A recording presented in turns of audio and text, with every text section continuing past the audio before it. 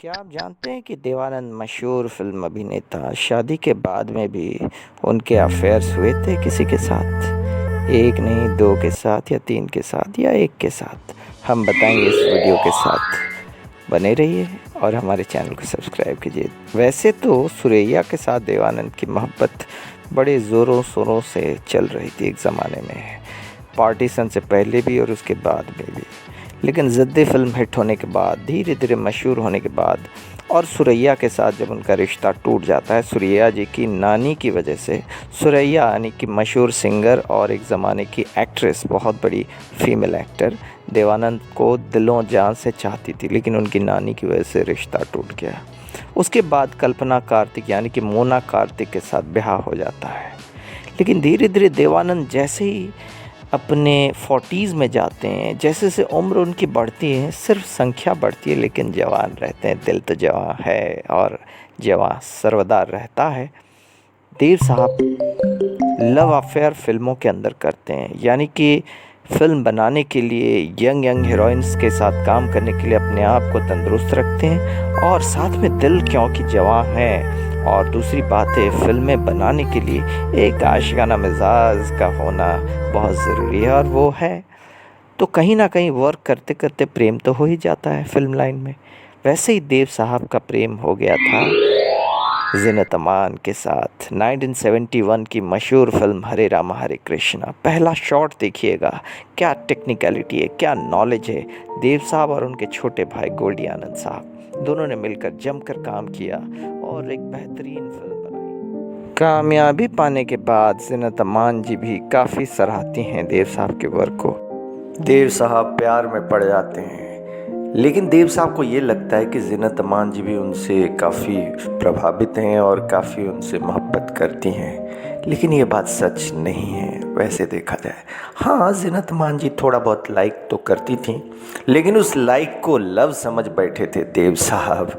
देव साहब इमोशनली बहुत ही सेंसिटिव थे और बहुत ही एक सेंसिटिव एक्टर थे और निजी जीवन में भी सेंसिटिव थे। तो इसलिए उन्होंने कहा, चलो हम चलते हैं एक लंबी डेट पे। एक दिन देव साहब ने प्रपोज करने के इरादे से उन्हें डेट पर लेके जा रहे थे। रास्ते में एक पार्टी ऑर्गेनाइज हुई थी राज कपूर साहब, द देन सक्सेसफुल डायरेक्टर के यहाँ। तो उस पार्टी में भी दोनों गए, कहे कि 5-10 मिनट वहाँ पे होके आ जाते हैं। लेकिन देव साहब को बगैर बताए उन्होंने, यानी कि ज़ीनत अमान जी ने अपॉइंटमेंट फिक्स कर दी थी राज कपूर साहब के साथ, और राज कपूर साहब के साथ उस पार्टी में वक्त बिताया। लेकिन जो नज़ारा था वो देख के देव साहब का दिल टूट गया। जानते हैं दोस्तों क्या नज़ारा था? बताते हम, इस वीडियो को देखते रहिए।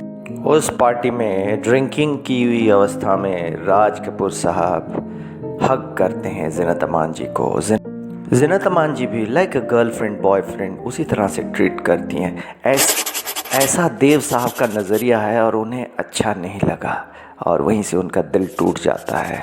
और बाद में उन्हें पता चलता है कि ज़ीनत अमान जी धीरे धीरे अग्रसर हो रही थी राज कपूर साहब की तरफ, to join in a film called Satyam Shivam Sundaram और वगैरह वगैरह बहुत सारे प्रोजेक्ट्स में काम को लेने के लिए उस इरादे से। तो फिर उन्होंने सोचा, चलो एक लीडिंग एक्ट्रेस है, उसका हक है उसको कि वो जा सकती है कहीं पे भी। खैर, लेकिन उसके बाद जब उसी पार्टी में राज कपूर साहब की मौजूदगी में ज़ीनत अमान जी से ये पूछते हैं देव साहब की, ज़नी we will move because we were on the way to some restaurant for a dinner. तो ज़ीनत अमान जी कहती हैं, देव साहब आप जाओ, मैं बाद में चलती हूँ। तो ये उनको बड़ा ख़राब लगता है और उसके बाद देव साहब वहाँ से अपनी इच्छा ना होते हुए भी चले जाते हैं और जाके उस रेस्टोरेंट में बैठते हैं, अकेले वक्त गुजारते हैं। लेकिन उसके बाद क्या होता है वो ज़्यादा अहमियत रखता है हम सब के लिए और एक नौजवान पीढ़ी के लिए, एक इंसान के लिए अपनी ज़िंदगी में एक सबक के लिए कि कैसे इन परिस्थितियों में भी आगे बढ़ना है। देव साहब सेंसिटिव बहुत थे, उनका भी दिल है, टूट सकता है, लेकिन टूटने के बाद किस तरह से उसको जोड़ के आगे बढ़ते हैं। क्या वो हिम्मत हार गए? नहीं, उन्होंने हिम्मत नहीं हारी। वहाँ से रेस्टोरेंट में बैठे बैठे थोड़ी देर में एक आधा दिन उनको लगा, लेकिन उसके बाद मन मन में उन्होंने सोचा यार वो एक लीडिंग एक्ट्रेस है, सफलता उसे भगवान ने दी है, चलो मेरे ज़रिए ही सही, मेरे साथ उसने काम किया, लेकिन उसके अपने रास्ते हैं, मेरे अपने रास्ते हैं, वो जा सकती है कहीं ना कहीं। क्या ज़रूरी है कि जो मैं चाहता हूँ वो वही चाहेगी? अगर ऐसे ही ब्रॉड माइंडेड थिंकिंग होगी लोगों की तो मॉडर्न एज में भी, मॉडर्न इरा में भी बहुत सारे रिलेशनशिप वर्क करेंगे। तो वहाँ से देवानंद साहब निकलते हैं और कहते हैं कि मैं ज़िंदगी का साथ निभाता चला गया, हर फिक्र को धुएं में उड़ाता चला गया। धुआं यानी कि ज़रूरी नहीं धुआं ही लेना है, लेकिन बस कुछ ऑप्टिमिस्टिक ख़यालात अपने जहन में लेकर के आगे बढ़ना है। देव साहब वहाँ से चलते हुए सोचते हैं कि यार वो अपनी उसकी ज़िंदगी है, छोड़ो यार हमें आगे बढ़ना है। और देव साहब की एक स्टाइल है optimistic style, let's move on. तो ज़ीनत अमान जी के साथ मूव ऑन नहीं होते हैं, लेकिन अपनी ज़िंदगी में मूव ऑन हो जाते हैं एक नए गोल के साथ, नई नई फिल्मों के साथ, और अमेरिका चले जाते हैं अपने सुपुत्र सुनील आनंद जी से मिलने के लिए, और वक्त गुजारते हैं और उनका दिल फिर से जुड़ जाता है और फिर से ऑप्टिमिस्टिक ख़यालात के साथ आगे बढ़ते रहते हैं। तो ऐसे ही दोस्तों निजी जीवन में चाहे कोई भी समस्या हो लव को लेके, उसके साथ जुड़े नहीं रहना है। Don't stick to your sorrow, just move on. That's the lesson from this video. Om Sai Ram, Jai Sai Nath.